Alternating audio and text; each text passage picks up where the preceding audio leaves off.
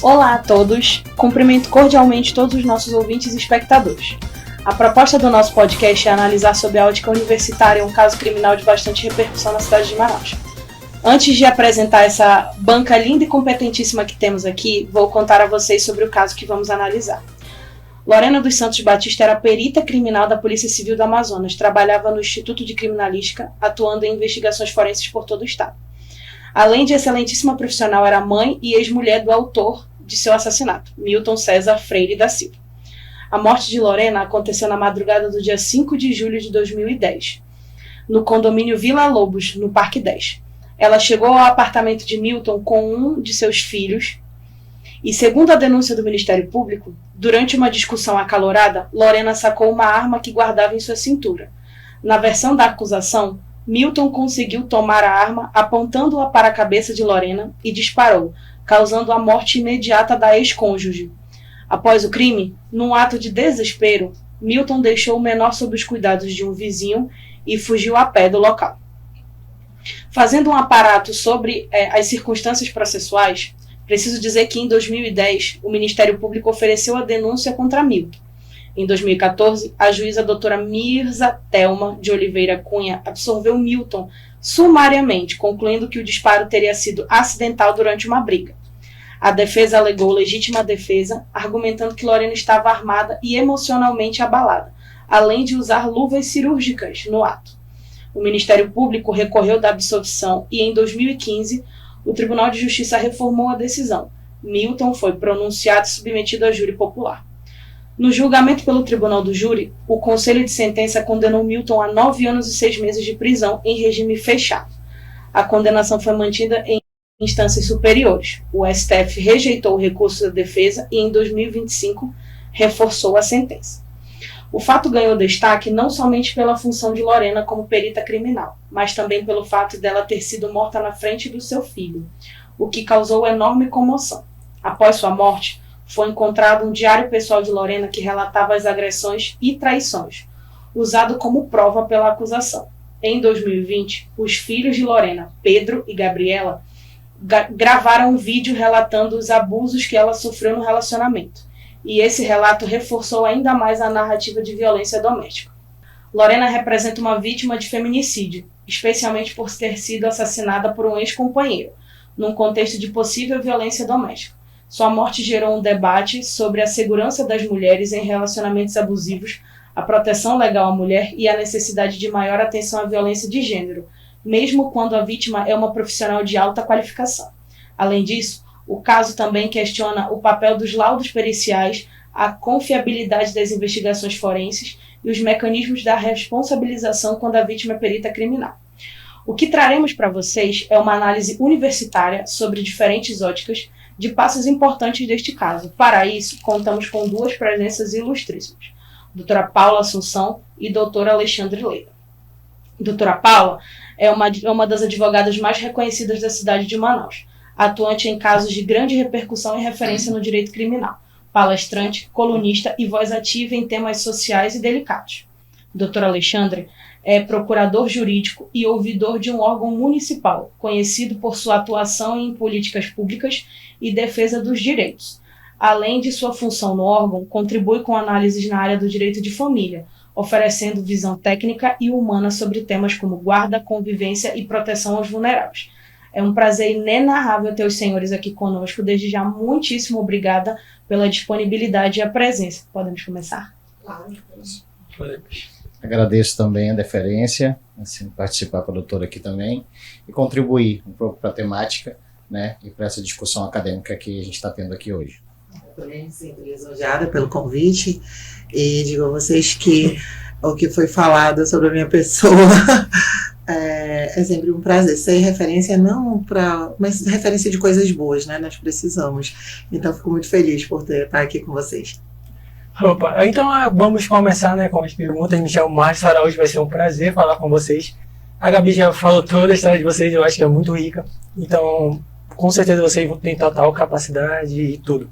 Não preciso continuar falando. Enfim. A primeira pergunta que nós temos é como é que funciona essa parte processual, porque nós vimos que o réu foi absolvido e posteriormente teve um recurso de apelação. Como é que funciona? Tem como você explicar? Na verdade, o Ministério Público ele pode apelar de qualquer decisão, né? Então, salvo, obviamente, se ele for favorável ali à absolvição, que aí não tem lógica. Mas qualquer outra decisão que ele julgue ali injusto, ele pode estar pedindo, né, prazo para recurso e fazendo apelação.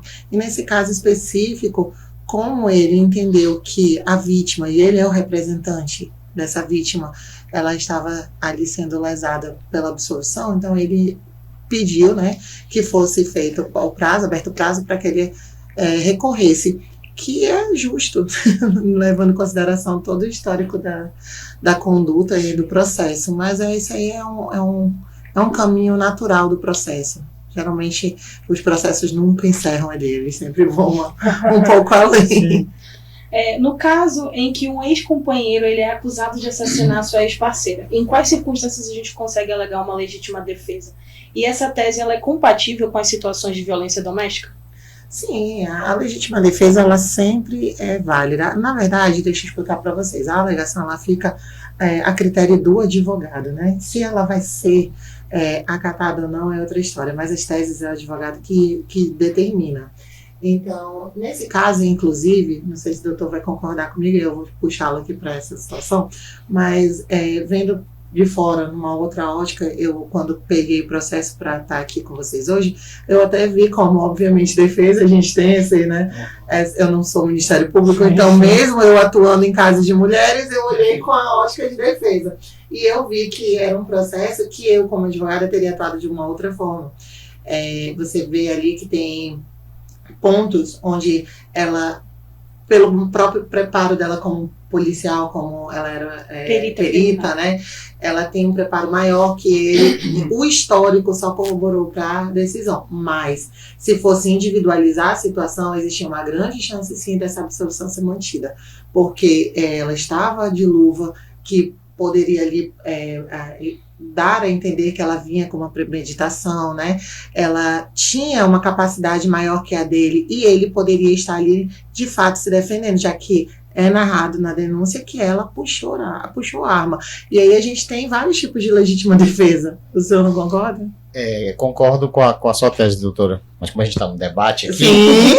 A gente tem, apesar de não ser criminalista, né, o ramo de atuação da doutora, mas a gente, quando a gente estuda direito, antes da gente fazer, né, a nossa opção pelos caminhos que a gente vai trilhar na atividade juridicante, atividade jurídica, digamos, assim, a gente estuda geral. E nós temos um rol taxativo, né, da questão da legítima defesa. Sim. Ela pode ser usada em algumas coisas, nessa.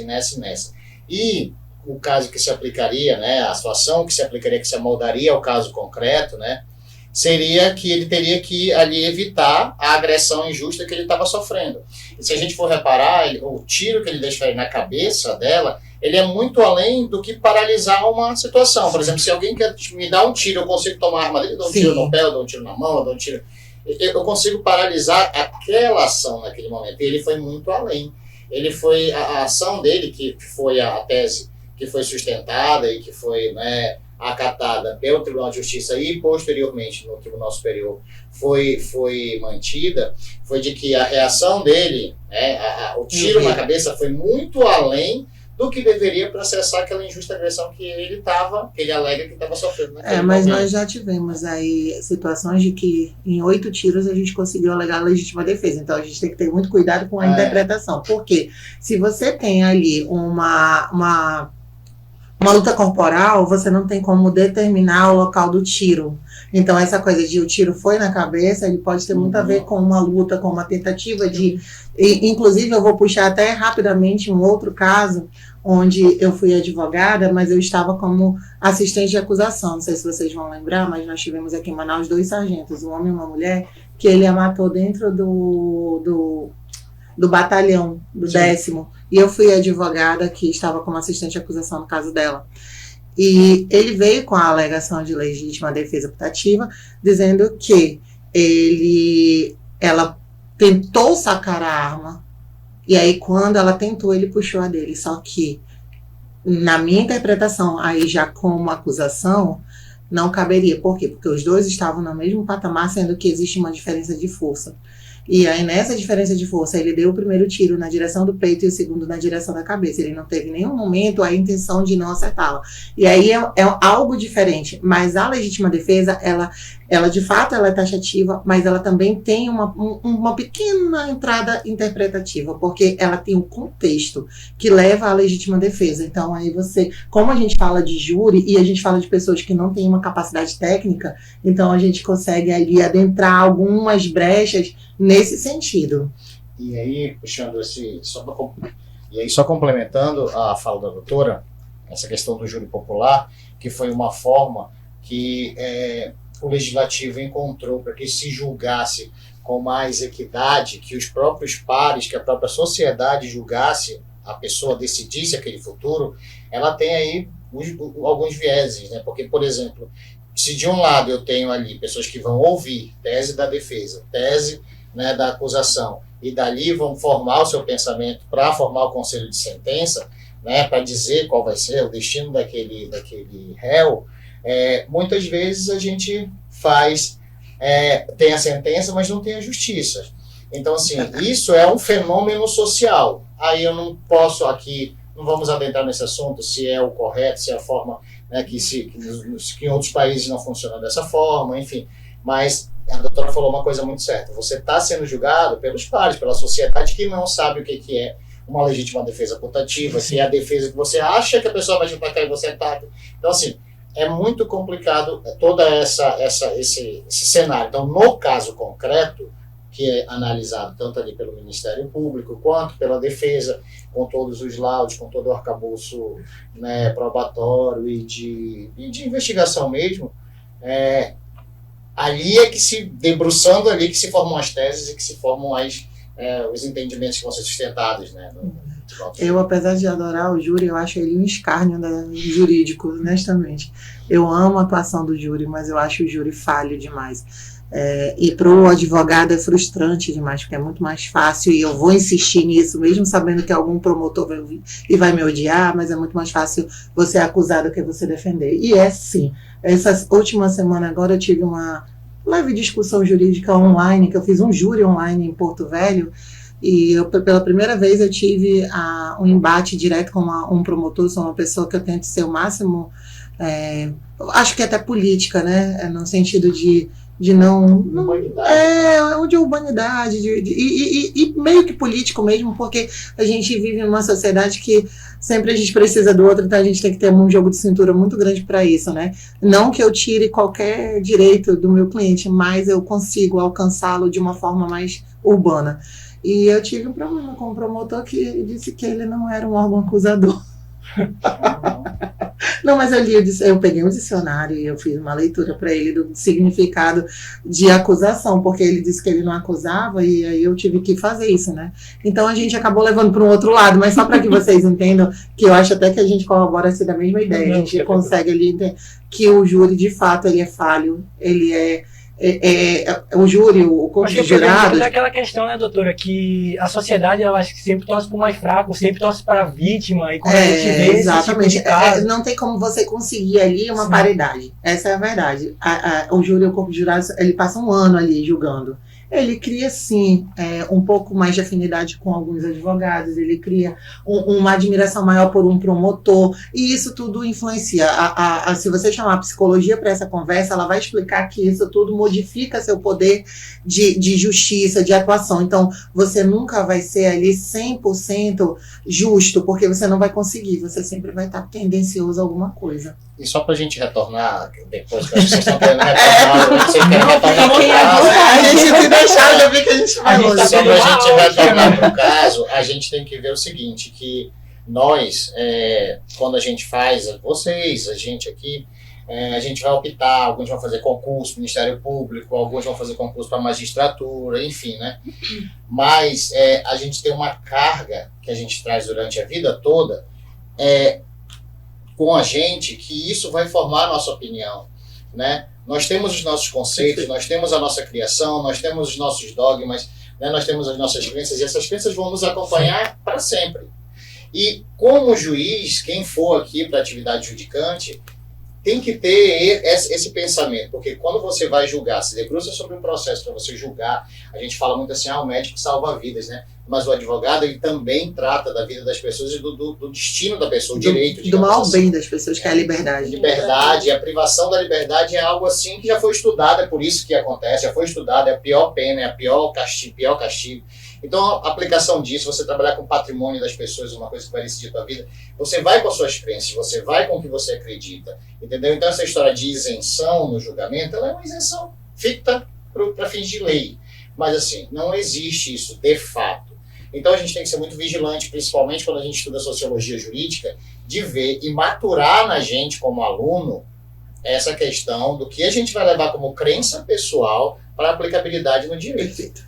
Eu acho que também é uma das formas que a gente vê muito no livro do Rousseau, que ele fala desse negócio de a liberdade é a coisa mais importante do ser humano. Porque a pior punibilidade é tirar o ser humano de sociedade, porque, como diria Sócrates, o ser humano é um ser social, um ser político, gosta de estar em sociedade. E aí, eu ia entrar nesse mérito que nós falamos sobre a questão de comoção social e a questão da violência contra a mulher. Considerando que esses crimes contra a mulher geram forte comoção social, a sociedade ela tende a rejeitar com mais facilidade as hipóteses de inocência do acusado. Eu queria que vocês falassem um pouco a respeito sobre isso, a ótica de cada um, né, a respeito. A minha, eu acho que agora a gente vai começar de fato a discordância. Porque assim, é um tema que eu abordo muito, mas que eu não acho que a sociedade tem essa tendência a ser sempre contrária ao réu. Eu acho o contrário, que a gente ainda sofre de um preconceito muito grande com as mulheres. E eu acho que as mulheres são muito descredibilizadas naquilo que elas sofrem. Então, eu não acho que a sociedade tenha essa visão, não. É ao contrário, eu acho que a sociedade ainda julga a mulher muito e ainda acha que tudo que é feito pelo homem é muito mais leve do que realmente é. Então, a gente ainda está naquela fase de que foi só um grito, e é só um grito porque a pessoa é normal. A gente ainda está naquela fase de que foi só um empurrão e a gente já era para ter evoluído muito mais. Só que a gente vem de uma cultura, de uma geração onde a gente, da base familiar da gente, aquilo já era comum. Né? Eu não sei o doutor, mas eu falo pela minha criação. A minha criação foi uma criação muito agressiva. Agressiva no sentido de que eu fui criada pela minha avó e muito forte, muito firme. Hoje eu ouvi uma coisa muito legal: nós somos seres traumatizados, porém fortes. E nós somos extremamente traumatizados, mas nós somos fortes. E a gente tem agora uma leva de gente muito sensível e fraca. A gente não teve o meio termo dessa coisa, né? Antes você era traumatizado, mas você se tornou um ser bacana, forte, que consegue. E agora a gente tem o contrapartida, a gente não teve o meio termo, infelizmente. Então eu acho que a mulher ainda sofre muito o preconceito de ser mulher, nesse sentido da violência, principalmente porque ela é a causadora, a roupa dela é causadora, a conduta dela é causadora, a postura dela é causadora, tudo ela é a causadora. No fim, a gente que é a causadora de tudo. Ela que pediu, ela que fez por onde. E isso é lamentável, porque a gente vive sabendo que a gente busca por igualdade. Então, os mesmos direitos são para todos, né? Independente de raça, cor, gênero. E aí a gente acaba esbarrando. E eu digo isso como mulher, como uma mulher que é casada com um homem que é nordestino, que ele está sendo moldado dentro da minha casa. E graças a Deus esse podcast não é ao vivo, ele não está ouvindo agora isso. Mas é uma verdade, porque quando a gente casa, a gente pode, quando a pessoa quer, moldá-la. A gente pode mostrar, a gente constrói pessoas, desconstrói pessoas. Sim. Então eu vivo uma desconstrução na minha casa de uma mentalidade que eu entendo, porque vem de um homem que vem de uma cidade que tinha 20 mil habitantes, onde mulher, ela era dentro de casa para lavar a louça, para fazer o papel dela de mulher, e o homem era o provedor. E aí chega na minha casa e isso se equipara. Nós somos provedores iguais, nós lavamos a louça iguais. Então a gente começa uma desconstrução e isso é muito legal. Mas, infelizmente, isso não acontece com todo mundo. Não é todo mundo que consegue isso, sabe? Não começou a discordância, não. Não.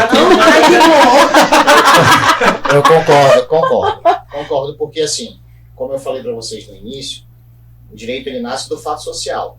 Então, se você tem uma sociedade que ela tem um viés, que ela tem um caminho, que ela vem de um fato, a mudança social ela é muito difícil e ela é muito devagar. Às vezes ela atravessa gerações, né? A doutora deu um exemplo muito claro aqui do que aconteceu na casa dela, o que acontece hoje na casa dela de forma pessoal. Eu vi isso acontecer na minha casa, né? Não com meu pai, a minha mãe foi mãe solo, né?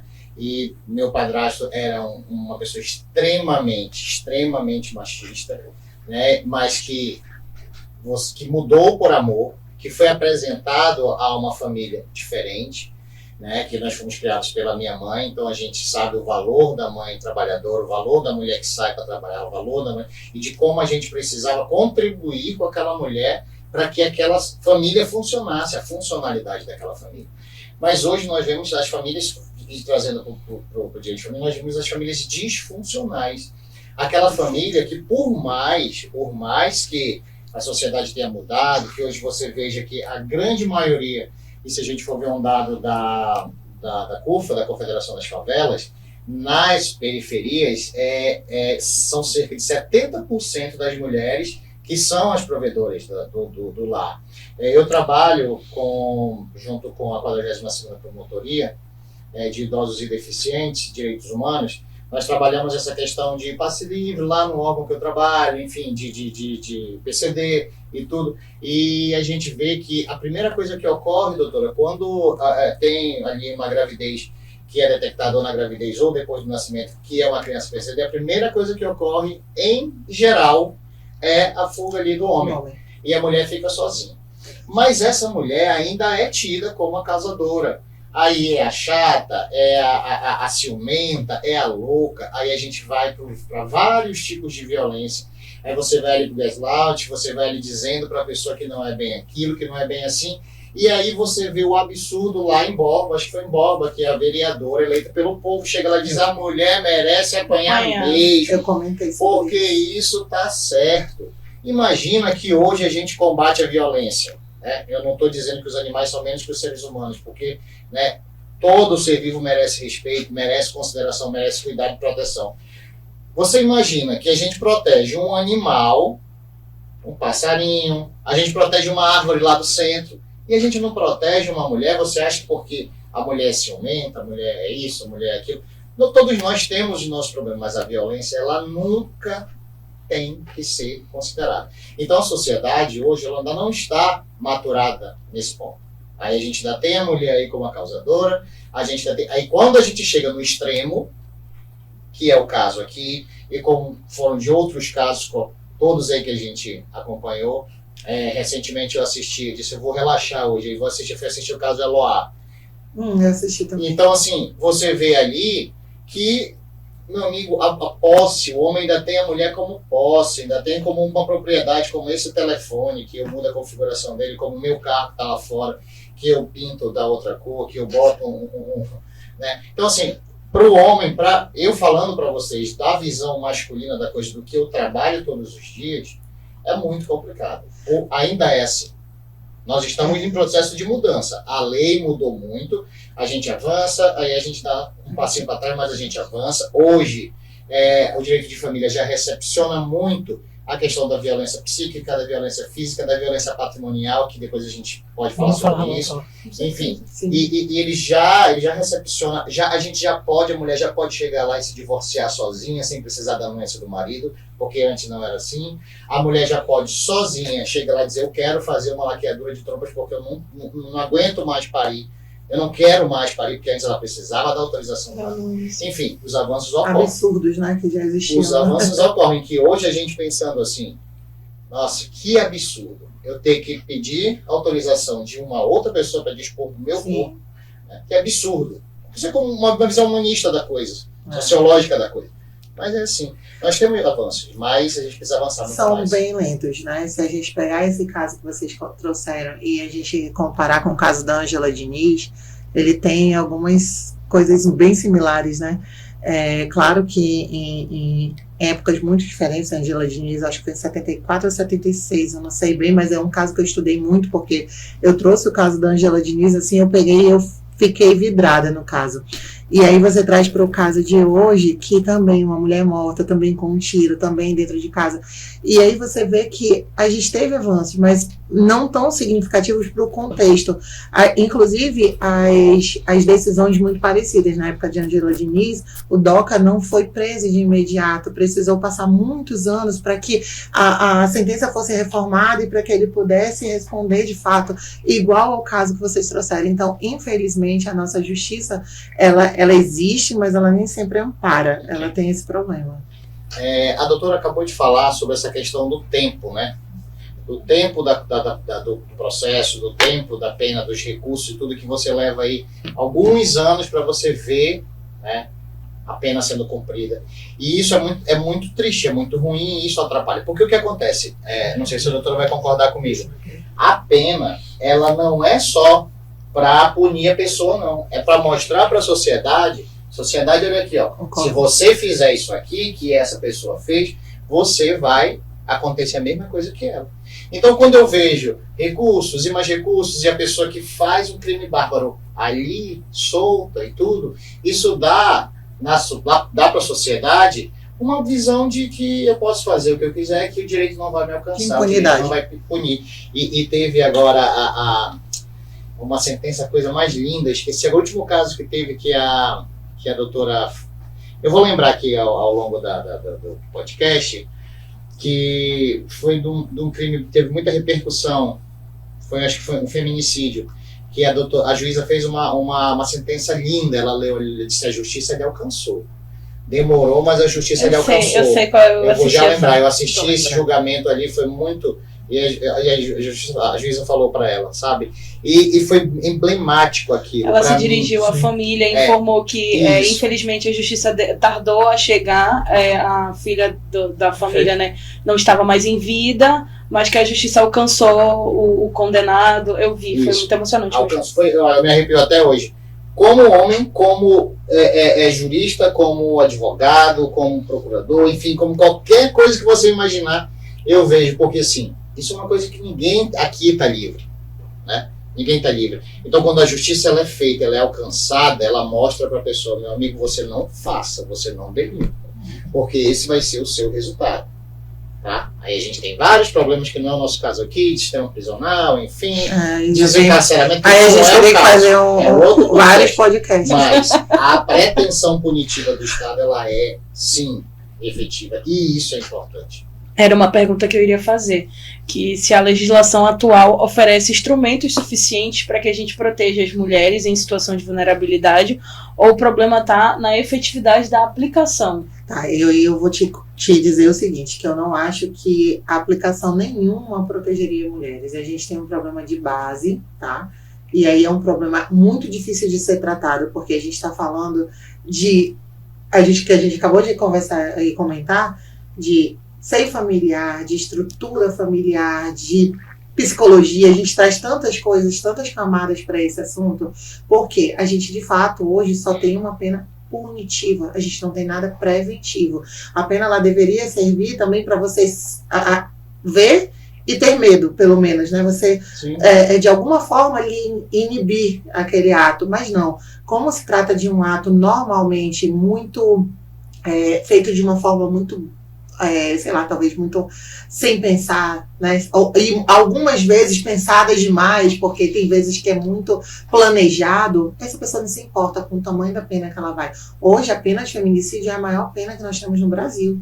É a maior pena do nosso Código Penal. Ela foi alterada e ela é a nossa maior pena. Então, ainda assim, a crescente é muito grande de casos. A gente não vem do Netem, a gente vai... Então, assim, você entende ali que o nosso problema está muito maior e vem de muito mais... Sabe, é mais atrás. O problema é muito grande para uma solução. Eu até brinco, que eu digo assim, as pessoas dizem assim, por que nós não temos pena de morte no Brasil? Porque a pena de morte não vai trazer quem já morreu, ela não vai trazer aquela mulher que já perdeu a vida. E se você perguntar para uma vítima de feminicídio se ela queria ter morrido, ou se ela queria ver quem matou ela ser morto, ela queria estar viva, ela não queria ter morrido. Então a gente tem que manter mulheres vivas, a gente não precisa punir pessoas, a gente quer manter mulheres vivas. Doutora, também queria mencionar pelo fato de, pela situação ser cultural, já enraizada, O feminicídio, ele, apesar da lei ser aplicada, o réu ele ser penalizado, ser castigado, né, que é um dos intuitos de ser castigado e servir de exemplo para outros, mas acaba que sendo banalizado mesmo aplicando a lei, entendeu? Porque quando o réu ele acaba sendo preso ou penalizado, na verdade, né, quem queira falar, mas assim, é banalizado pelo fato de que a mulher é descredibilizada, ainda em que o Estado pune esse agente, a sociedade no geral acaba falando que não, a mulher realmente pediu, a mulher realmente foi a causadora da situação, ainda que ele seja penalizado, condenado. Então, essa cultura, não só de homens, mas da sociedade mesmo, acaba até mulheres são exato, contra a mulheres. sociedade mesmo acaba banalizando, então ele acaba não servindo de exemplo, porque depois que esse agente ele sai, ele é tratado normalmente diferente de em outros Isso. casos. É o que eu acabei de falar, é que o nosso problema é um problema de educação de base, é um problema de estrutura que nós não temos, né? Então eu acredito que isso tudo a gente tem que ter planos, né? Que o governo tinha que tratar isso de forma diferente, não tratou, não trata, você não vê aí nenhum tipo de programa voltado para essa conscientização, não vê de fato, você vê o quê? No máximo, algo local, sei lá, um outdoor, mas você não vê nada efetivo, porque é algo que passa tão rápido pela tua cabeça que tu não vê. Hoje o que eu vejo muito em cima são pautas de pessoas que buscam isso como uma pauta para ela. Um engajamento? Que é real.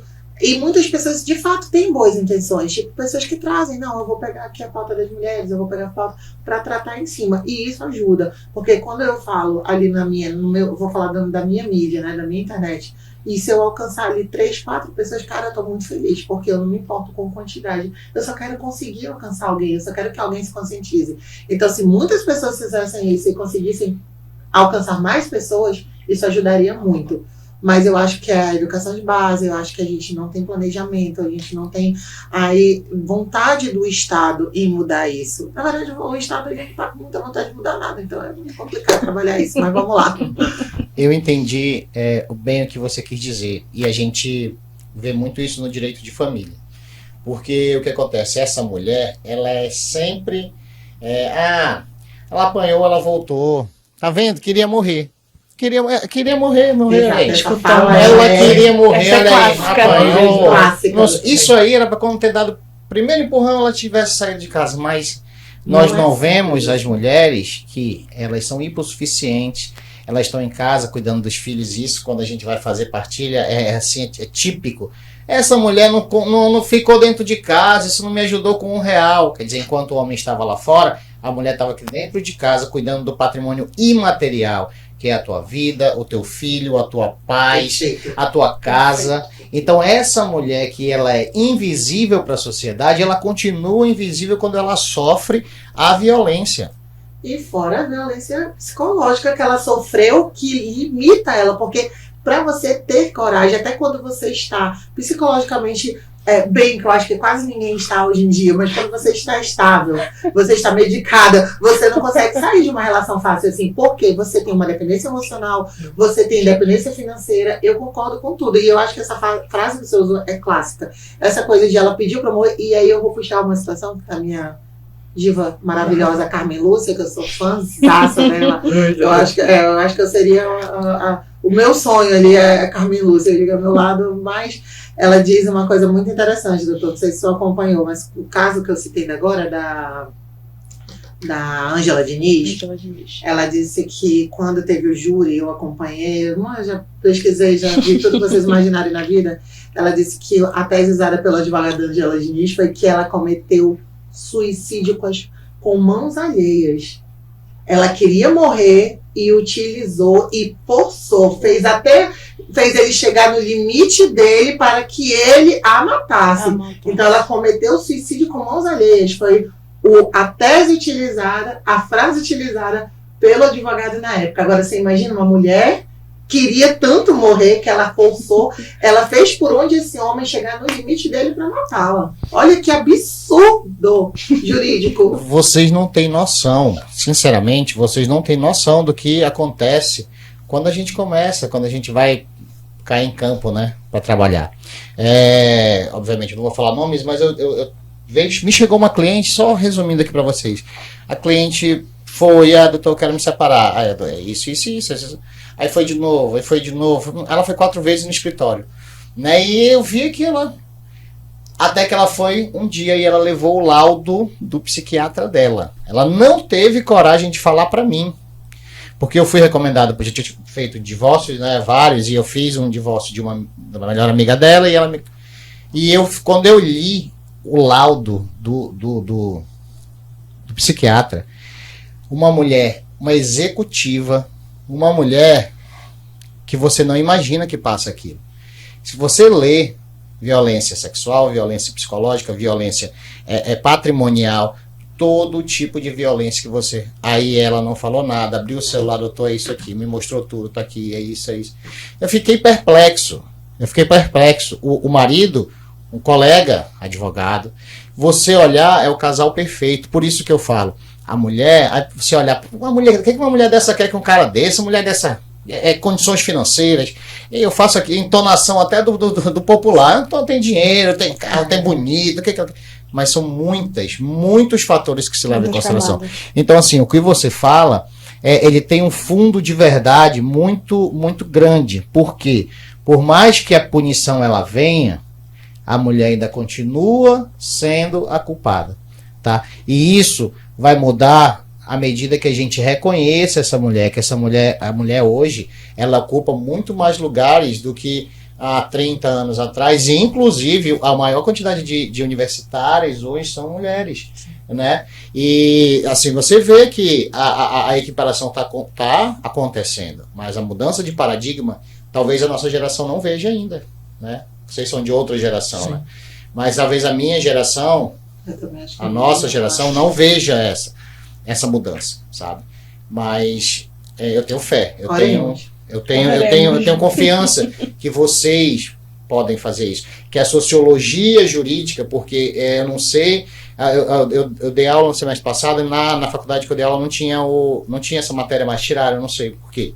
Sim, mas que é uma matéria importantíssima. Meu nome é Nayane, né? E voltando no ponto sobre a violência, né, contra a mulher, eu fui uma pessoa que passei por isso, né? Eu fui a vítima, né? E assim, tinha mulheres também, no caso a mãe do agressor, né? Ela era uma que dizia que eu não saía porque tu tá com ele por causa do dinheiro. Você não vai sair por causa do dinheiro, você não vai sair porque... Não, e quando eu terminei, quando eu quis terminar, né, que eu consegui sair, eu consegui fugir do local, porque senão eu seria só mais uma vítima hoje em dia, porque ele me trancou dentro de casa, e aí eu consegui sair pela janela. E quando eu cheguei lá, que eu corri uma avenida todinha para conseguir chegar numa delegacia, que foi umas pessoas que me ajudaram, porque eu estava muito debilitada, estava muito batida mesmo, e aí ela falou assim... Ela me xingou, né? E aí, da forma que ela me xingou, ela falou, ela traiu meu filho, foi por isso que meu filho bateu nela. Justificando ali a situação. E ela mesmo foi vítima de violência doméstica.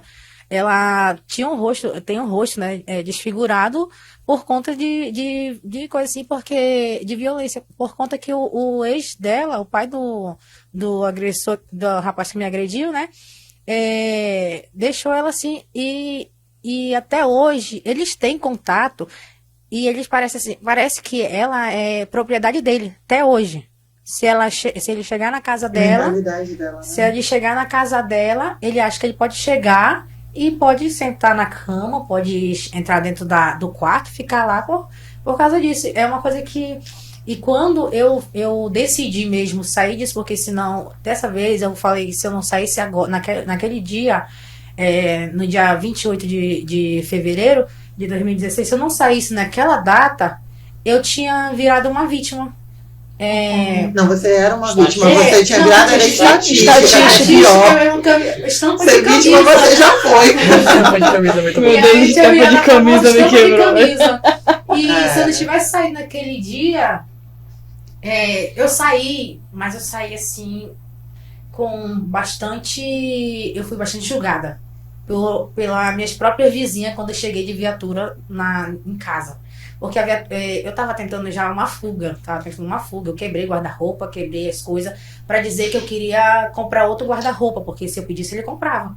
E aí eu quebrei o guarda-roupa pra ele, e justamente eu botar minhas coisas dentro de uma mala e ele sair se eu conseguisse sair naquele dia, tipo, ele vai sair pra algum canto, vai fazer alguma coisa, eu vou Você sair. estava em cárcere privado. Eu estava 3 meses. E eu falei, quando ele sair, eu vou arrumar uma coisa, nem que eu jogue essa mala lá embaixo e depois eu vá junto com a mala. Mas que bom que você conseguiu sair. E aí eu consegui sair. Quando eu cheguei na rua de casa, minha vizinha foi e falou, por que tu foi trair ele? Por isso que ele fez isso. Meu Deus. O pai dele falou que tu foi trair. Eu falei, eu não traí ele. Eu falei, mas eu também não tenho que explicar que eu não traí, né? Então, aí eu tive muita, até mesmo a minha mãe, ela falou, se tu tivesse me escutado, não sei o que, tu não Meu tinha. Deus. Aí eu, mãe, pelo amor de Deus. Mas foi. hoje em dia ela já entende. Só que ele tá ali bem. Ele tá bem. Eu sei que ele tá bem, porque eu pedi pra ele ir embora de Manaus.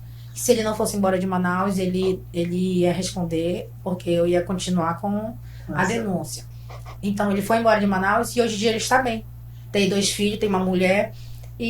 Mas acredite, desculpa, que mas era pra você ter continuado assim com a... eu não Porque tinha. ele tá bem, ele não era pra ele estar bem. E assim, E a gente não sabe se a esposa hoje Tá é uma sofrendo. vítima também, né? Não estão mais juntos, mas ele tem 2 filhos com ela já. Só que, assim, eu não tive aquele amparo legal, assim, Mas você tanto falou que na foi em 2016, né? tanto E de lá pra cá não mudou muita coisa, não. Tanto na Não. delegacia, me levaram pra delegacia, mas na delegacia, até na delegacia mesmo, não fui ouvida ali da forma correta. E aí, eu já não fiquei bem, como o doutor falou agora. Eles ficam bem, mas nós não. Mas eles ficam bem porque a gente tem essa cultura de deixá-los bem. Você acabou de falar que você não levou adiante porque você fez um acordo ali com ele que você entendeu naquele momento ser melhor pra você. Ok, mas hoje vendo as coisas como a gente tá vendo, a gente não pode deixar pra depois. O doutor, ele explanou aqui coisas sensacionais. Que a gente não tá bem, mas hoje a gente tem mais informação que antes. A gente tem mais pessoas, a gente tem mais amparo. Se você hoje chegar, até na internet você encontra um apoio para lhe acompanhar numa delegacia. Você vai encontrar alguém que compre essa causa com você, que compre essa briga com você. Então é melhor hoje de você agir. E é importante que você haja. Aí você, de fato, se depara com uma delegacia que não é uma delegacia acolhedora. Eu comprei essa briga recente, fui super criticada, estou quase vetada para entrar na delegacia da mulher, porque ficaram chateados, porque eu fui num podcast e falei sobre isso. Falei, para mim, é uma segunda agressão que a mulher sofre. Chegar na delegacia da mulher e ser maltratada. Ela não ser amparada. Eu estive várias e várias vezes com uma cliente que tanto eu quanto ela éramos maltratadas, porque eles achavam pouco. E o pouco para eles, para aquela mulher era muito. Era pouco a mulher ter te levado um grito, a mulher ter levado um empurrão. Eles querem que você chegue já beirando a morte, que é para justificar você estar ali. E não é para ser assim. Se nós temos outras violências, essas violências têm que ser tratadas. Então nós não podemos esperar o máximo para agir. Nós temos que agir no mínimo, que é para parar ali, para cessar dali. Eu tive o sucesso agora de conseguir fazer a faculdade que eu sonhava, porque depois de muito tempo eu não tive o apoio policial ali naquele momento. O policial me ajudou muito, inclusive era o Carpegiani, o policial do... Não cita nome, não, melhor. Ai. Pode continuar. Era esse policial. E depois eu tive que fazer tratamento psicológico. Passei psicólogo, psiquiatra. Tive que fazer tudo isso. Por isso que eu consegui. Mas que bom. Feliz por você. De coração, eu fico muito feliz por você. Você tá aqui, você dá seu relato, você é uma mulher forte de ter coragem de falar o que você viveu. E eu quero lhe dizer que não é para lhe confortar o que eu vou lhe dizer, porque não era para ser um conforto. Mas todas nós já fomos vítimas de alguma coisa. É que muitas não sabem. Mas nós já fomos assediadas, nós já fomos violentadas de alguma forma. Todas nós. Eu, que vocês julgam uma pessoa forte e não conhecem como a cliente do doutor, que é uma mulher. Então, você, todas nós já fomos de alguma forma violentadas, assediadas. Nós, de fato, agora nós conseguimos abrir, mas antes a gente tinha vergonha, né? Então hoje a gente consegue falar disso. Graças a Deus, hoje eu vivo uma relação calma, tranquila, mas minha vida nem sempre foi assim. Tenho certeza que de ninguém é sempre linear. As relações, elas oscilam muito e graças a Deus a gente tem informação para saber quando a gente está numa relação tóxica, numa relação abusiva e sair dela a tempo. Só para complementar a tua fala e parabenizar você que conseguiu sair disso e hoje está aqui, estudante, formando sua carreira, seguindo, sendo exemplo para outras mulheres e trabalhando para isso e com certeza atuando mais na frente, né, para que isso seja mudado. Eu faço parte de um conselho, doutora, que é o Conselho Estadual de Segurança Pública e Proteção dos Direitos Humanos. Esse conselho é o conselho que ele é um conselho estatal, que ele é uma determinação legal para que ele avalize e julgue os investimentos que são feitos fundo a fundo, do Fundo Nacional de Justiça, do Ministério da Justiça, para o Fundo Estadual de Segurança Pública. E eu vou passar uma estatística para vocês rapidinho, é super atual, de feminicídio. Ó. A gente teve... Puxa vida. A gente teve... sumiu aqui, mas eu tenho na cabeça. De 2024 para cá, nós tivemos uma queda, até hoje, nós tivemos 15 feminicídios em Manaus. No Amazonas. São dados estaduais. E essas reuniões que a gente faz são reuniões bimestrais e nessas reuniões a gente decide no que vai. Essa questão da segurança pública como um todo. E as coisas estão mudando, a gente vê. É uma questão estrutural, é uma questão de investimentos, é uma questão, enfim, que são muitas camadas, que está na moda agora essa palavra, né? São muitas camadas. Mas o pior é que a gente aprendeu que é assim mesmo. São né? muitas camadas mesmo. Mas hoje, por exemplo, a gente tem, dentro desse conselho, nós temos uma cadeira, várias cadeiras, né? Tem polícia técnica, tem mobilidade urbana, prefeitura, estado, enfim. E nós temos uma cadeira da OAB.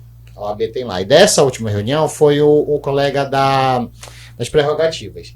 E ele levantou uma questão muito, muito interessante sobre o acolhimento nas delegacias, né? Que como ele é feito, o atendimento, como ele é feito, porque nós estamos tratando de coisa diferenciada. Uma coisa é eu chegar lá na delegacia e noticiar o furto do meu telefone, o roubo do meu telefone, do meu carro. Outra coisa é eu chegar lá na frente do cara e dizer, poxa, eu apanhei, meu marido me bateu, tá aqui, ele fez isso, ele fez aquilo. Entendeu? Então, assim, se no meu escritório, num prédio bom, num lugar, numa sala de reunião, que estávamos só eu e a doutora, e a cliente, e eu dizendo para ela do meu sigilo profissional e tudo, aquela mulher, tu imagina num balcão, num guichê que tu tá aqui, tem mais 200 aqui, mais 300 bem ali, mais não sei quantos ali. Então, quer dizer, é uma realidade, né? O poder público, ele precisa estar aqui. E assim, eu fiquei muito feliz, né, naquela ocasião. Foi em 2 semanas a reunião. Foi a última reunião do ano. Que às vezes a gente é mal visto, né? Porque a gente, porque o advogado só quer ser, porque o advogado quer conforto. Traz aqui um negócio, uma cabine para ele. Não é isso. A gente trata diretamente com o cliente. E por mais que eu esteja procurador hoje em dia, né? Eu advogo, eu posso advogar. E eu primo pelo meu cliente, eu vejo a dor do meu cliente, eu sei com quem eu estou lidando, eu sou o representante dele, eu sou a primeira pessoa. Então, assim, para eu levar esse cliente, para eu acompanhar numa delegacia, eu preciso do mínimo. E eu fiquei muito feliz com a iniciativa do estatal, a iniciativa do Estado em recepcionar, legitimar essa reclamação e dizer assim, olha, estamos com o programa XYZ para que a gente capacite essas pessoas, nós já temos, mas para que a gente aumente a gama de capacitação, para que a gente coloque pessoas, porque todos nós temos aptidões, todos nós, assim, eu, por exemplo, adoro direito de família, a doutora já gosta de dar direito criminal, eu gosto de tratar com pessoas, tem colegas meus advogados que só escrevem, não gosto nem de ver cliente, então assim, ver tratar a gestão, fazer uma gestão por competência para que eu tenha um policial que gosta disso, que está apto, que está ávido para resolver. Que humanize, né? Que humanize de fato. Então, assim, só para lhe dar essa resposta estatal de quem está lá dentro, né, nós estamos vendo mudanças. Eu fiquei muito feliz, né, como advogado, como cidadão, como homem, de ver que o Estado está aberto e está sensível a essa temática do acolhimento à mulher e da tratativa, do reconhecimento, da validação desse crime, tal qual ele é. Doutor, quando a gente fala assim de um crime tão grotesco quanto esse, que infelizmente é muito, muito comum, quando a gente fala da parte da criança, com quem essa criança fica, como é que é o pensamento do Estado sobre essa criança e como essa criança vai se portar daqui para frente, porque é muito traumático de a pessoa, tu vê o teu pai matando a tua mãe e se isso reverberar cada dia batendo na tua cabeça, deve ser muito, muito traumático. Os impactos sociais. Sim. Bom, o Estado, por muito tempo, ele achou, e isso aí eu vou rapidamente falar da evolução histórica ali do direito de família, por muito tempo o Estado achou que ele não podia se intrometer nas questões familiares. Era aquela máxima lá de trás, né? Em briga de marido e mulher não se mete a colher. Só que isso avançou. Antes, a proteção que se dava ali era a proteção do mantenedor. Se morreu o homem, morreu a família, acabou tudo, não existe mais. Aí nós viemos para a proteção da família e hoje nós temos a proteção desse menor. O foco é a proteção do menor. Quando uma família chega a esse extremo, que é do caso concreto, ou nesse extremo, ou em outros extremos em que os pais eles não têm como exercer o poder familiar, né? Porque no caso concreto, a mãe foi assassinada, a mãe morreu, o pai foi preso, estava foragido, e aquelas crianças ali ficaram à mercê. Então o Estado tem que vir, aconteceu ali um fenômeno social. Sim. Então o Estado tem que vir, tem que fazer a aplicação da lei. O Estado vai proteger esses menores. E o que o Estado vai analisar ali? Aí quem vai analisar é o Juizado da Infância e Juventude, né? Hoje nós temos ali... Desculpa. A partir do momento que o pai dele é absolvido, como foi em 2014, ele pode pegar de volta a guarda das crianças? Ele pode requerer a guarda dessas crianças, tá? Mesmo ele sendo um... porque hoje, perigo, né? Hoje, se ele foi absolvido para a justiça, não existe culpabilidade. Sim, perfeito. Então ele pode exercer o poder familiar. O poder familiar ele é um rol taxativo. O que é o poder familiar? É o poder que você tem sobre os seus filhos, as suas crias. Então o Estado ele pode vir, se intrometer na tua família e tirar esse poder de ti. Dizer, olha, você não tem capacidade de exercer o poder familiar. Por isso. E aí o Estado vai começando. Ele começa do centro e vai expandindo. Os familiares próximos, para que a criança não perca o referencial de família. Um parente mais afastado, para que ele não perca o referencial da parentalidade, ou o abrigo, né? Para que ele tenha, para que ele tenha suas necessidades básicas, a moradia, a alimentação, o vestuário.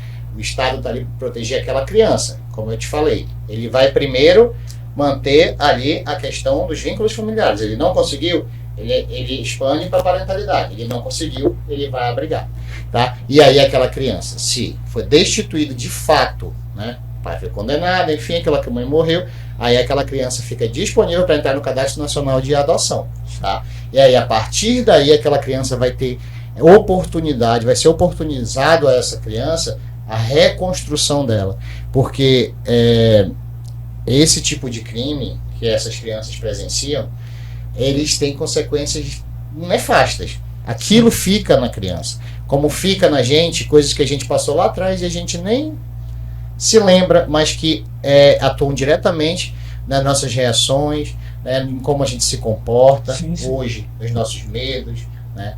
Enfim. E a justiça ela funciona dessa forma, ela traz isso. E hoje eu vou dizer para vocês, eu atuo nessa área.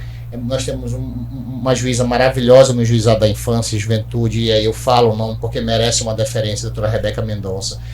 Nós temos um juiz lá no Juizado da Infância Infracional, o doutor Eliezer Fernandes, que também merece uma deferência. Então, assim, o judiciário hoje, graças a Deus, ele está trazendo magistrados para determinadas varas que atuam, né, nessas temáticas, pessoas comprometidíssimas, né? Nas varas de família, Dr. Marco Maciel na primeira vara de família, que é assim, um juiz maravilhoso junto com a sua equipe. Então, assim, o poder público está ali para resolver isso. E é esse o procedimento. Agora, dentro de todo esse procedimento, nós temos os programas que são feitos para isso. Inclusive, depois vocês pesquisam, acho que foi em 2023, houve o Prêmio Inovare. O Prêmio Inovare foi uma iniciativa da Defensoria Pública do Estado. Eu acho que isso não foi do Nordeste, um estado do Nordeste. Eles fizeram um programa para filhos de mães que foram vítimas de feminicídio. E eles, doutora, eles conseguiram implementar lá, junto com o Legislativo, uma pensão. Eles conseguiram implementar um programa lá muito legal e eles foram vencedores do Prêmio Inovare. O Prêmio Inovare é um prêmio nacional que anualmente ele premia as maiores iniciativas nas áreas jurídicas. Aí ele premia advogados, juízes, Ministério Público, enfim. E teve essa premiação lá.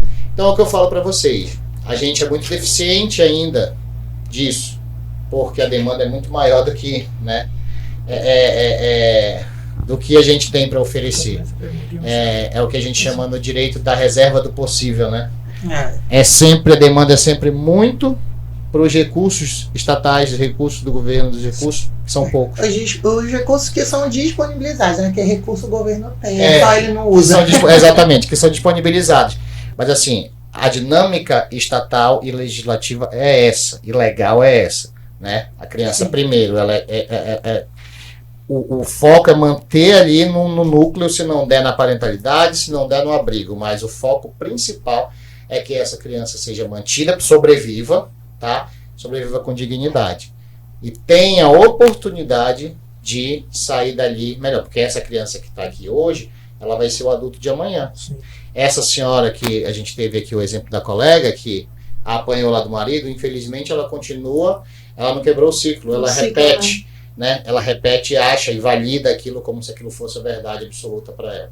Então a ideia disso tudo é quebrar esse ciclo e trazer conforto para essas crianças e dar a elas uma nova oportunidade, né? Para a gente finalizar, eu deixo essa pergunta ampla para os dois.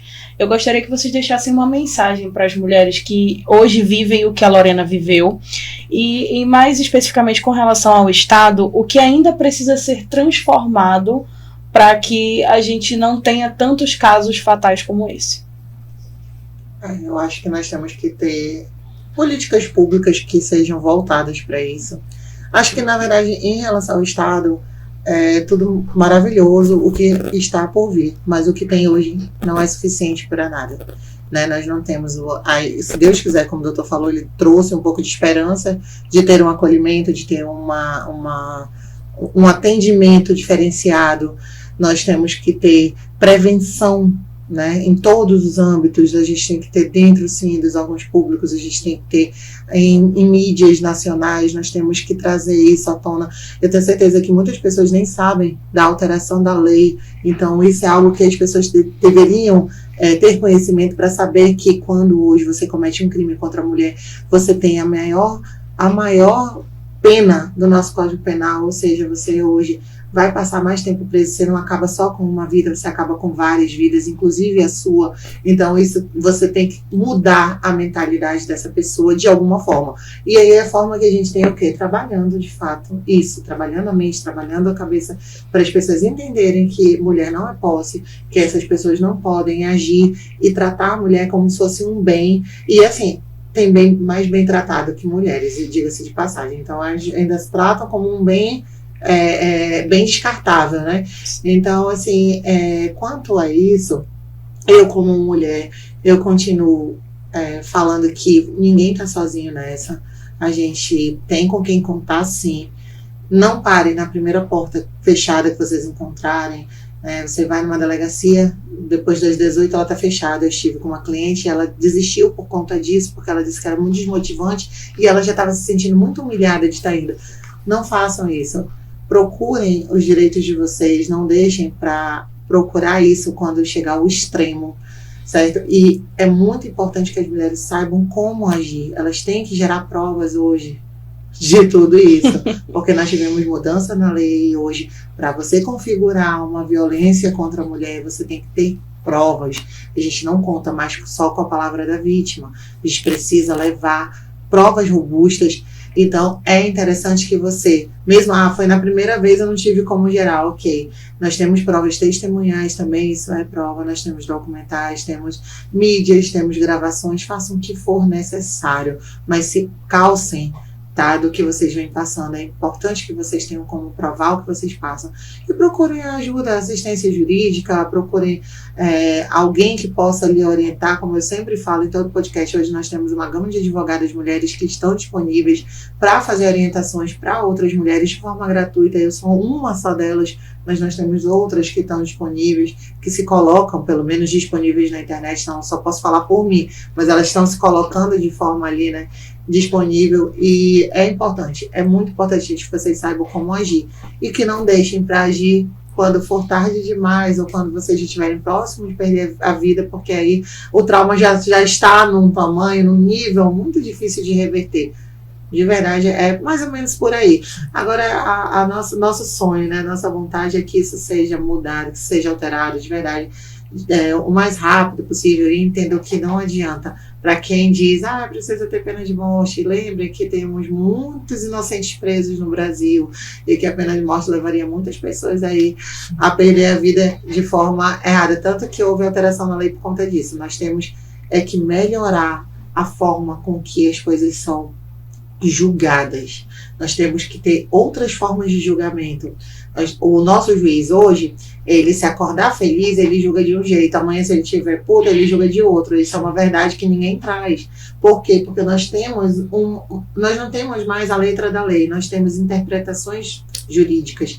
Como é que eu posso ter um caso onde eu consigo uma absolvição e outro caso idêntico? E idêntico sim, você vai dizer, não é idêntico, é idêntico, com todas as mesmas provas, os mesmos tudo, e no outro você tem uma condenação. Aonde você enxerga? É claro que você está enxergando o quê? Na interpretação do juiz, com o mesmo juiz, com a mesma fala. Então é muito complicado hoje ser advogado, é muito complicado advogar, porque o advogado ele não trabalha mais com uma linearidade, ele trabalha com uma mudança muito desesperadora, porque você não tem como agir, você não sabe o momento certo de mudar, de pegar. Eu acho que isso é, inclusive em qualquer área, você vê aí mudanças no consumidor, na família, é uma incerteza jurídica, nós temos uma insegurança jurídica muito grande, porque nós não sabemos mais como atuar, nós estamos nos adaptando a isso. Então é complicado, mas a gente não pode perder a fé na justiça. E é para isso que pessoas como a gente, eu, doutor, e vocês que estão sendo formados, têm que ter a cabeça muito trabalhada para chegarem com muita força mesmo. Porque ser advogado não é que não seja para covardes. Todos nós somos um pouco covardes, sim. A gente precisa ser, porque senão a gente, né, doutor, mete o pé na jaca aí muitas vezes. A gente precisa... Tá cheio de Exatamente. Eu acho engraçado quando as pessoas dizem advocacia não é para covardes. É assim, nós somos covardes quando é necessário e nós somos pessoas muito corajosas também quando necessário. Mas a gente, acima de tudo, a gente tem que ter muita inteligência emocional para trabalhar. E é isso que vocês têm que trabalhar desde cedo. Acho que tá ligado. Bom, enfim, a mensagem que eu queria deixar hoje, você falou aí, deixa uma mensagem para as mulheres, né? Mas eu queria deixar uma mensagem para as mulheres e para os homens. Né? Primeiro a gente voltar aí o que é aquela violência física, você apanhar, o que é a violência psíquica, que é lá ninguém vai te querer mais. Se eu te deixar, quem que vai te querer? É a violência patrimonial. Cadê? Me dá teu dinheiro aqui. Me dá teu dinheiro, tá aqui. Eu vou te dar o que tu precisa. Né? É a violência moral. Essa mulher não sabe nem fazer sexo. Essa mulher tem um peito mole. Desculpa as palavras, mas nós estamos aqui tratando de uma situação que ela deve ser exposta assim. Né? A violência moral. Ela não sabe nada. Essa é burra, isso. Então, assim, esses são o tipo de violência. E essas violências, elas não são brincadeira. Não são gracinha. Não são gracejos. Fulano... Eu já vi pessoas dizendo assim, essa mulher, os peitos lá embaixo, que é a mulher rindo. Isso não é uma opinião, né, doutor? Não é uma opinião. Isso não é brincadeira que se faça, você não ache isso normal. Sabe, Perfeito. vocês mulheres, vocês homens, não falem isso é ridículo. Não comentem com as pessoas quem você se relacionou sexualmente. O sexo ele é uma coisa intimíssima, é uma coisa que é da tua intimidade, tá? E é só de respeito a você. E eu tenho a doutora gosta como citou a ministra Carmen Lúcia, eu cito a ministra Nancy Andrighi do STJ, né, o nosso Tribunal Formador de Jurisprudência. A ministra Nancy Andrighi, ela fez um julgado sobre abandono afetivo, eu acho que em 2017, 18, e ela colocou no julgado dela que o afeto tornou-se um bem jurídico, né? Porque o afeto ele é um bem jurídico, tutelado pelo direito. Ninguém é obrigado a amar ninguém, mas se você empreende uma relação, se você empreende um casamento, se você empreende uma união estável, um namoro, qualquer coisa, você tem obrigação de se portar de forma correta, sob pena de ser, né, penado na forma da lei. Então, hoje, as obrigações, elas estão aí, ninguém é obrigado a se relacionar, ninguém é obrigado a namorar, ninguém é obrigado a casar.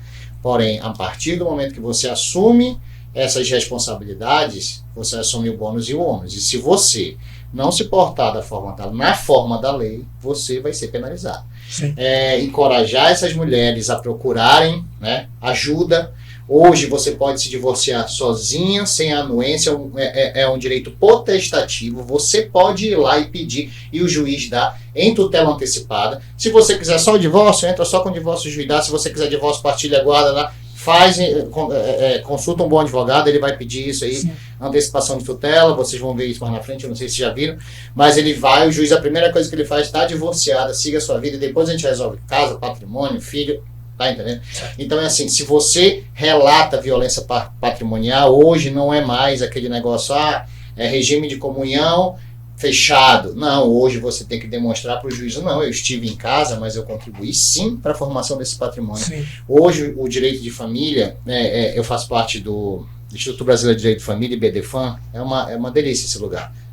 É muito legal. Lá são feitas as grandes discussões, lá que nascem, lá nós temos a nossa presidente lá, que é até esqueci o nome dela agora, Maria Berenice Dias, doutora Maria Berenice Dias, que foi uma das maiores expoentes de direito de família do Brasil, uma mulher desembargadora, aposentada. Ela foi a primeira mulher aposentada, casada, carola da Igreja Católica, foi a primeira mulher que deu a união estável homoafetiva, foi a primeira mulher que reconheceu, é vanguardista nessa questão do direito da família e principalmente em salvaguardar o direito das mulheres. Então, assim, o que eu deixo pra gente aqui, né, porque a gente está aqui, mas a nossa vida vai continuar por muitos anos, se Deus quiser, e as situações vão se apresentar para a gente. Então que a gente tenha clareza, que a gente se conecte afetivamente com as pessoas, porque eu vou dizer para vocês, o que se tem trabalhado, doutora, hoje, a gente tem trazido muita psicologia para o ramo do direito, principalmente para o ramo do direito das famílias, né, é o afeto. A gente trabalhar o ser humano com afeto, porque o afeto ele é redentor. O afeto, assim, a gente tem essa questão essa palavra redentor muito em igreja, religião, mas o redentor é uma coisa que te tira do lixo, te tira do fundo e te resgata para cima. Então o afeto ele é redentor. Então as pessoas elas precisam, porque o sentimento de posse existem os problemas psicológicos, existem as questões psiquiátricas que você precisa resolver, existem as questões mal resolvidas, existe o desamor, existe o medo da perda, que leva, eu não estou justificando aqui a violência, mas o medo da perda, o ciúme excessivo, tudo isso é tratável, tá? E da feita que você se trata, você só tem a ganhar, porque você tem a felicidade plena de desfrutar um relacionamento da melhor forma e ter aí uma vida plena em saúde física, mental e espiritual, você criar sua prole, os seus filhos para o mundo, devolver para a sociedade, homens e mulheres de bem, né, que vão contribuir para a sociedade. Então assim, a minha mensagem hoje, tanto para as mulheres aqui, identifiquem as violências, saibam das violências, não aceitem de forma alguma, e para os homens, sabe, valorizem o afeto, se tratem. Se você detectar, qualquer homem detectar, você, quem está ali fora, se a gente detectar que é um negócio excessivo, uma sensação ruim, aquele negócio de querer saber, de controlar, não, tá errado isso aí, eu vou aqui me tratar, vou fazer uma consulta, não é demérito, você não vai ser menos homem por causa disso, mas se trate que você só tem a ganhar. É essa a minha contribuição. Pra gente finalizar, a gente separou uma lembrança pra vocês como forma de agradecimento, né? Aí eu só queria que tu entregasses o microfone pro Andrew, que ele vai falar uma coisinha e vai entregar pra vocês, tá? Só agradecer mesmo, né, doutora Paula, os senhores, na verdade, que disponibilizaram um pouco do tempo de vocês, que saíram do conforto de vocês para estar agregando o conhecimento rico que vocês têm no nosso trabalho. E a gente separou essas lembranças para vocês, na qual, com muito carinho, um agradecimento mesmo a vocês por ter agregado esse conhecimento rico no nosso trabalho. Eu que agradeço vocês. Eu digo que não tinha necessidade real, mas fico muito agradecida, mas quero dizer para vocês que quando vocês falam de agregar conhecimento, acreditem, todas as vezes que a gente compartilha conhecimento, a gente também adquire. Então, toda essa conversa aqui, eu aprendi com o doutor, aprendo com vocês, aprendi com a história da nossa colega, e todas as vezes que eu tenho a oportunidade, eu estarei aqui e vocês podem me chamar e contar comigo. Eu sempre digo que eu não sou docente. Mas não tenho essa aptidão, mas eu gosto das atividades, porque elas me enriquecem como pessoa. Eu gosto do trato com as pessoas, eu gosto da humanização da minha advocacia. Então, eu sempre tratei a advocacia dessa forma. Quem já me acompanha, me conhece, e sabe que quanto mais próximo eu estou das pessoas, mais eu estou bem. De fato, eu gosto disso. Então, eu fiquei muito feliz, muito lisonjeada de estar aqui, de verdade. É mais uma turma, né? Porque na faculdade eu já tinha participado, mas é mais uma turma. Mas vou fazer uma pergunta agora para a senhora acabar. O que a senhora achou do nosso podcast? Como é que a senhora achou dos apresentadores? Achei vocês sensacionais. Eu acho que, de verdade, foi uma ideia boa. Porque eu estava conversando, achei muito legal, uma ideia muito boa para vocês. Em todos os sentidos, oratória, no sentido de agregar mesmo, ou trazer o conhecimento e trazer debates de visões diferentes. Ninguém vai ter o mesmo pensamento. Hoje vocês conseguiram trazer duas pessoas com pensamentos bem próximos. Sim. O doutor tem a mesma convicção, notei que a mesma linha que eu, mas poderia ser diferente, poderia ter trazido uma coisa mais acalorada, porém é muito enriquecedor para qualquer um. Tenho certeza que o doutor que já é professor, que já tem aí uma experiência mais vasta, eu que já sou de um outro ramo, que já sou mais da parte digital da coisa, e vocês que estão galgando isso, gente, se eu tivesse tido isso, eu falei isso no início, eu vou falar de novo, na minha época de faculdade, eu não tinha demorado tanto a fazer o que eu fiz, que foi dar a minha cara a tapa. Hoje eu falo, eu sou muito criticada pela internet, mas eu não me importo, porque a internet me fez virar plenarista. Hoje eu faço júri porque eu perdi a vergonha de falar pela internet, porque eu falava para o Instagram, e aí eu bloqueei minha mente, pensei, aqui não tem ninguém, e tinha. Hoje eu tenho 72 mil pessoas me seguindo. Mas na época eu comecei com 4 mil e eu disse assim, ninguém falava comigo também, ninguém me dava muita importância não. Então eu ficava falando ali, eu dizia, pô, tá legal. E aquilo melhorou minha oratória, melhorou minha forma de falar, de me portar. Então assim, essas coisas são detalhes que a gente só aprende com o tempo, mas que quanto antes vocês puderem entender que vale a pena, é importante. Então, façam o diário de vocês de alunos, comecem a falar. Vamos falar. Gente, vão falar se vocês também não fizerem. Eles vão falar de qualquer jeito que as pessoas querem falar. Então, deixa eu falar. Eu fiquei feliz, eu tô aqui ganhando. Não, eu fiquei muito feliz, eu acho isso muito legal. Qual foi a professora com a matéria?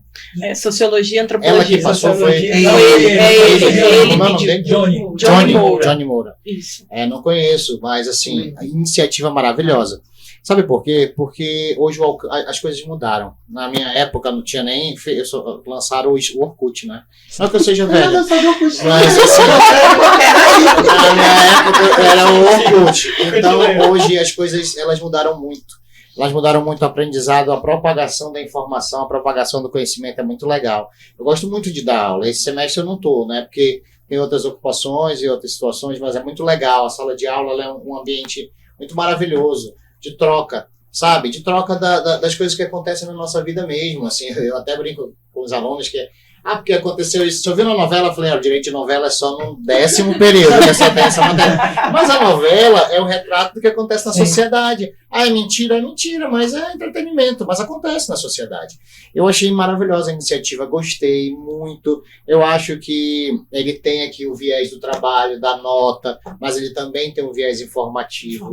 Ele tem o viés de vocês, da formação de vocês. Eu também concordo com a doutora, se eu tivesse tido isso. Eu tive um excelente professor de sociologia jurídica, né? E assim, a gente lia ali Padre Pedrinho Guareschi, que vocês já leram Sociologia Jurídica do Pedrinho Guareschi, aquele Padre Pedrinho Guareschi, Sociologia Jurídica, que tem uma caveirinha na frente, assim, amarelo, maravilhoso. Lá ele fala do direito como fato social, ele fala do nascedouro do direito, ele fala que o direito ele vem aqui para disciplinar o que está acontecendo hoje, porque a sociedade precisa disso. Vocês imaginem, hoje mesmo eu estava falando com um colega que ele é trabalhista e está falando que o cliente dele, né, empresário, disse que não devia existir direito do trabalho. Eu disse, Deus que me livre, como é que nós não estaríamos sem o Instituto do Direito do Trabalho, sem a Justiça Especializada Trabalhista? Então, assim, perfeito, adorei, eu quem agradeço estar aqui, vocês super educados, super solícitos, sabe? Espero que vocês tenham uma formação maravilhosa, que vocês... Qualquer área que vocês forem atuar, quer seja na magistratura, na advocacia, no Ministério Público, na Defensoria Pública, enfim, vocês tenham muito sucesso, que vocês levem isso para vocês. Empreendam afeto no trabalho de vocês, sabe? Empreendam. Eu fiz vestibular 5 anos da minha vida para medicina. 5 anos. E bati na trave. No sexto dia que eu vou fazer direito. E foi a melhor coisa que eu fiz. Sim. Eu sou feliz com o que eu faço. Poucas pessoas têm a graça de ser feliz com o que se faz. Então, assim, é o que eu desejo para vocês. Espero que vocês tenham uma nota bem boa. Uma nota bem boa e que a gente use também o caso concreto da doutora Lorena, que perdeu a vida nessa situação, que depois lendo o diário dela, depois vendo o depoimento dos filhos, nós vemos que ela não teve culpa de forma alguma. Mas se a gente tivesse aplicado, se ela tivesse visto o nosso podcast, talvez, o que a gente está falando aqui seria uma forma, não subestimem o agressor. Exatamente. Não subestimem. Não vai ter coragem. Tá vendo, igual no trânsito, ele tá vendo, ele não vai me bater, não. Não subestimem. Nós não somos capazes de avaliar o que um ser humano tomado pela ira, pelo ódio, pelo rancor é capaz de fazer. Portanto, não paguem para ver. Graças a Deus você não pagou para ver. E que nenhuma mulher mais pague para ver. É essa a minha mensagem. Tá? E outra, o direito de família está aqui para recepcionar vocês. Tá? Nós temos aqui o 190, que é o telefone geral.